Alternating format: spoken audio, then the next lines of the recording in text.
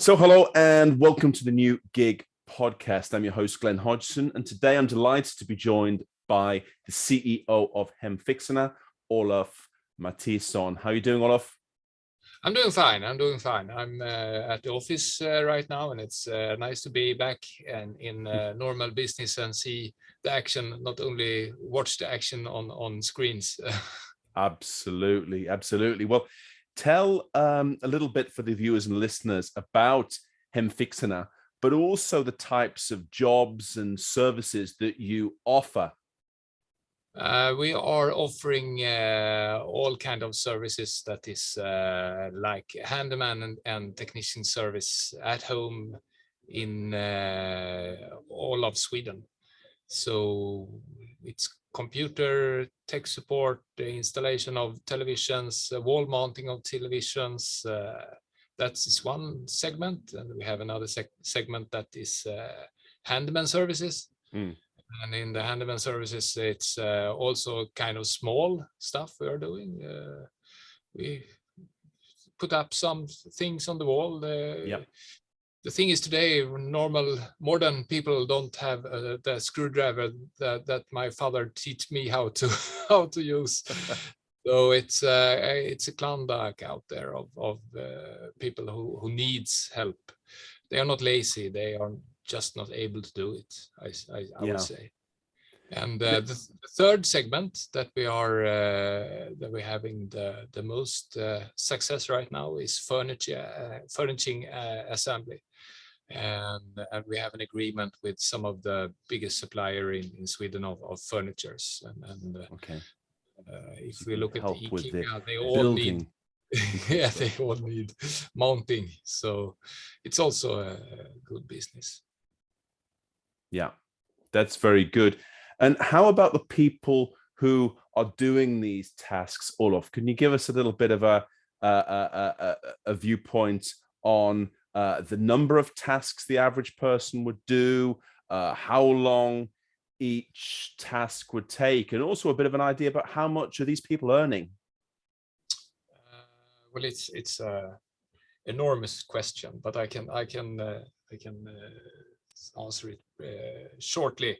Well, we have what we call the permanent fixers, and then we have the small giggers. The permanent fixers for us, they has this as their main income, I would say. Yeah. And they normally are specialized in furnishing assembly in one of the big cities. And they are like a vacuum cleaner when the cases reach the platform. They got like this. So quick on it, quick to book a time with the customer, and then also they doing the works in perhaps 70% of the time that we have been calculating. So they are doing good business also. And in that segment, I would say it's not unusual with salaries in around 50,000 Swedish crowns a month. Wow, that's good. I mean, that's wow. 5,000 euros a month we're talking about there. This is a good salary wherever you're based. Salary. But then you have to consider also if I'm sick, you have to deal with that yourself, and also you have to. Because the salary we paid has the vacation. I don't know the English word for this, but there is a special 12% extra to cover up for the normal Swedish month of holiday. That is including the salary. So you have to have discipline on the bank account, and then of course it's good. And then we have the young student who helps 1 or 2 persons every week with some tech support when it suits them good. I mean, they are on the way from school, they are on the way from another work, they are on the way to evening out with friends, and they say, I will be half an hour late because I have to help someone on the way. And they are and these we have a lot of. So, and everything in between. We have firemen. They are getting paid for sleeping, waiting for a fire, which means they have a lot of paid free time that they don't know what to do with. So they are heavily in this platform, and they are doing really good work. They are responsible, polite, strong. So now all kinds of people, normal people, I would say. Excellent. Well, it's a full range of. Not only in the cities. We can say that in the cities, you can do this without a car. Yeah. But if you want to have this as your main income, then you need a car to be able to have some tools to be able to move faster between customers. Yeah, and it's interesting, the range of individuals you're talking about there, the range of backgrounds, but also the high salaries that can be earned here as well, which is kind of the opposite of this kind of negativity that we see often in the media or pushed by certain politicians, that this is something that's bad, low wages, bad conditions. It seems to be quite the opposite, and it's more of an opportunity for individuals rather than a problem in a lot of cases. Of course it is. If you are discipline, has good discipline in your life in total, and you're also good with the customers and kind of handy, then it's up to you, I say. It's a Klondike for them. But I haven't counted what the average salary is, but I would say that it's more like between 500 to 2,000 euro a month. That's I would say an average is, but most of the fixers today, because we have 1,500 of them, are just having this for some extra income, and we should also, I can say, and this is really true, there are many people that sees this as their main opportunity for them to meet different other people. They are social, and they are kind of lonely. They are retired. They have got divorced, and they get into to be fixer, to get a cup of coffee, chat with the customer, meet people. The fixer, when we have fixer meetings here we have kind of events a couple of times every year. Many says that I do this, it's not for the money, I have enough. It's because I love meeting people. Excellent. So it's a social service that's being provided for the fixers as well, it seems like, Olof, which is great. And the kind of qualifications that you would need to be a fixer, what kind of background do you need to have for that? I lost you there, Glen.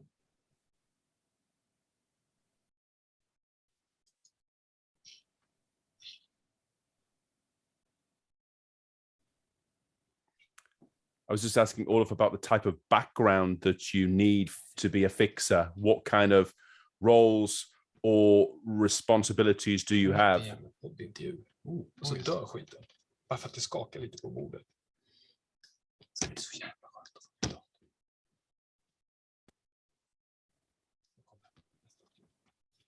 Ja, lite så. Hallå, Glen? Yes. Yeah, I'm back. Sorry. We had some technical problem here with. Okay, can we continue or? Yeah, continue. Yeah, continue. Now, I was just asking about the type of qualifications that fixers needed. What's the kind of background and level of skills and qualifications that are required? It depends on, as I mentioned, we have 3 different departments. We also have 3 different skill sets, but we start the career for a fixer starts always with a test, and we have a kind of shut robot test And after that comes a personal interview, around 30 minutes. There we have two girls here sitting all day and interviewing new fixers, and they see if they had the right skill set, and if this is a person that I would like to send to my mother. I used to say. And then we also ask a couple of questions that is check control questions involved in the test, so we can see that it really was them, because we have no, I mean, even if we have the bank ID login to do the tests, they can have a friend who answers the questions, so we don't really know. And we make a check in the crime register. Yes. And after that, they are good to go. So 3 days, I would say, from applying to being on the first mission. Very good. And more generally, Olof, just talking about the sort of the gig economy, platform economy, freelancing more generally, how is digitalization changing the world of work? I don't know if the digital thing is that really changed this. I mean, of course, we haven't been as successful as we are without our platform. We have over 100,000 jobs been finished now. But I mean, this kind of work are still going on without digital platforms. I mean, if my little Carl is in school, the teacher is sick, then someone calls from a pool. It's very manual still, and it works. But a platform is very good, of course, because we can see trends. We have lots of data of what's going on. When the customer maybe has some complaining, we can say that, no, we arrived 11:55 and you bought 1 hour, and we checked out at 12:55, so you get your hour, and stuff like that. So we are proud of our platform, but I will, and I have told you, Glen, when in the early stage when we were entering this community, because we entered a month ago or something, that I would prefer if you called us a gig company more than a platform company. Yes. Because the platform is not the key for our success. That's high service levels and good quality. No, understand this element fully on this element there. And basically, when we're talking as well about the from this, people, it seems, are changing their mindsets as well. The traditional idea of a job, Olof, in terms of a 9 to 5, 5 days a week arrangement, seems to be changing, and people are actually wanting more flexibility. They're wanting more opportunities, and the gig possibilities through work like Hemfixarna is really creating these opportunities, it seems. Yes, of course. But on the other, that's the opportunity, yes. But you have to be disciplined. If this is the only income you have to take care of your time. You have to be smart when you book. And you have, I mean, Stockholm today is a mess in the traffic. So if you're not wise, and we did a kind of smart thing. I don't know. I mean, I'm sending this to all my competitors now, but we split 3 Stockholm. So that you can just be active in one of our smaller Stockholm, like south of Stockholm, east of Stockholm, or central Stockholm. Because of the traffic, you can't look at Stockholm as one area. It's too big. And it makes a lot of sense. I mean, there's no point doing a 30-minute job and then you're stuck in traffic for an hour to get to the next job. It's not efficient, and it's not good in terms of your earning potential as well. So I think that thinking for the fixers as well, and actually trying to make it a more efficient way of working is obviously an advantage for everyone. Yeah, of course. And also, I mean, traffic means that today the traffic is not predictable. You can get in traffic 2 o'clock. It's before the rush hour. Yeah. And you have a customer that's waiting. So it's also for the customer, but very much for the fixer, of course. Yeah, absolutely. Well, both sides win from this. And it's interesting, again, going back to sort of the profiles that you were talking about, it seems to be a real range of individuals, ages, backgrounds, who want to get into this form of work and actually earn some money, but also create links socially as well, to be able to be social and link with people in a physical way. Yeah, of course. Yeah, it's good in many ways. We have a limit in 18 years because of legal reasons, but we have fixers that are 75. Wow, that's good. It's a full range of. Yeah, I mean, they are very handy. Yeah, and they love their tools, and they don't need the money, but they want to do something. Maybe they have a younger wife that goes to work. Okay, fantastic. My father, he was more or less depressed. He said, I have to have something to do every day. Okay. So it creates opportunities. I think it's the thing as well, sort of it's the money, it's the time, but also being able to contribute as well. I think it's a general thing that people want to work. They want to have a role, they want to have a job, and they want to put the skills and knowledge to good use. So I think this is a great opportunity to create the possibilities for people as well. This is crucial. Whereas, particularly when we're seeing the traditional workforce being more and more restrictive, certainly the prejudice against young people and older people, and we're seeing the opportunities through sort of gig work to allow these people to fulfill their needs at the same time. Yeah, and I would say everybody, ask in the street 10% if you want to help other or not. Yeah. Everybody wants to be a hero. Yeah, and absolutely. Here you have kind of, you don't need to be an expert in computer and home tech. Yeah. To be a hero in most homes. Yeah. That's true. I mean, people are really scared of their tech. Yeah. And our fixers are good, very good. Look at the review, all the reviews we have. Yeah. Super.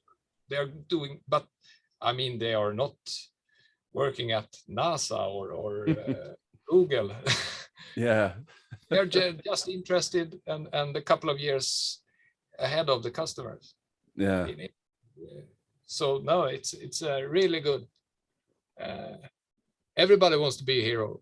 Isn't that true? Well, they do, and I know from so much experience, just sorting out these little headaches in life does make you a hero as well. You don't need to be going to the moon or solving the world's biggest problems, but if you can just sort of make the technology work properly and in the right way, then you become a hero. So I think it's a real advantage for everyone. And what do you see for the gig sector in the future? If you can get your crystal ball out, Olof, how do you see this progressing over the next 12 months, 5 years? What's the process going to be, and how do you see the evolution of this sector? So, I would ask you that question. I don't know. I'm running my business, and for me, gig is just one of the things that we are running in our business model. To be honest, I work more on the days with finding new opportunities to find customers. Yeah. And the gig community, it just follows. I mean, when we are seeing that we have a new demand of something, then we send a message to fixers that in a couple of months we are going to launch together with a partner kind of mounting of this stuff. be prepared. Mm. So then they are prepared. So then they see that we have a couple of these examples coming up right in the close future. So I can't mention them right now, but okay. But they really love to know what is coming up in the platform, what kind of works we are going to have.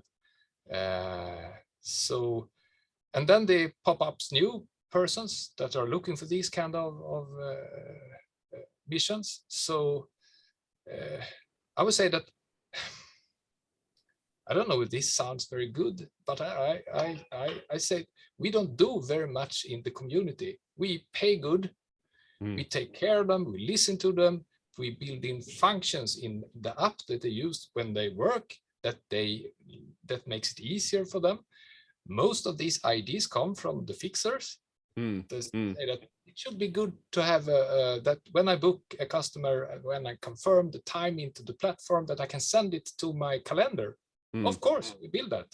Yeah. So please them, give them the right tool, give them well-paid missions, and then you have them. And I think this is a great point, because the narrative which is spread in the media is that there's these kind of anonymous platforms that are just deciding everything and no control for the individuals and the workers. But what you're giving is evidence of the complete opposite. It's a real dialogue and smart things and solutions, as well as raising problems, comes from the fixers themselves. And then you set about sort of meeting the needs. So it's the opposite of the received wisdom, I guess, in this sense, Olof. Yeah, of course, they are going. That's the most vulnerable asset we have. It's the fixers, of course. And if we haven't been listening to them or treating them bad, it has been very silly. I mean, they are the main persons here. I'm just a guy who comes up with the idea, started the company, take the risk. They are the workers. They are the doers. They are the heroes. So looking after your individuals is good for business as much as anything else, it sounds like. Excellent. No, it's really good. Well, Olof, really thank you very much indeed for these insights and for taking the time to actually go through the service you're offering, but also to reset some of the viewpoints that have been had in broader society about gig work and the sector and the evolution. So thank you for your time, and look forward to following the journey and hearing more soon. Yeah, and soon is very soon, because we have a meeting in Tuesday. You have a open house discussion about the economy, and I'm going to meet some of the other players in this, excellent, this area. Very nice. So thanks a lot, Glenn, for everything, and take care. Thank you. Okay. Bye now.